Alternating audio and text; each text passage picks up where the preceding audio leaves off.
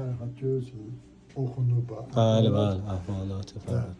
Fərhad şiirini bir nəfər zehnindən təsvirə çəkib dastanı. Bunun bir daha böyük hüsnü budur ki, 180 il bundan qabağındır. Bir böyük hüsnü budur ki, Təbriz toxuşudur. Böyük hüsnü budur ki, xudrətdir. Yəni rəng olmuyor, belə dəvə ilə qoyunun özüdür. Ya böyük hüsnü budur ki, bunun şeirləri türküdür.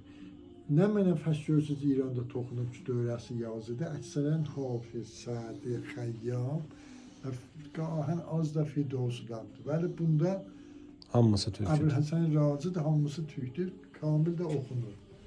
Bax. Özü də bunun ki, xabı gedibdir, beyinvanı zirəndaz deyil. Belə beyinvanı tablo deyil, zirəndazdır. Çünki tablo olsaydı, o yazıların başı usulən düz olaydı, aşağı olmayaydı.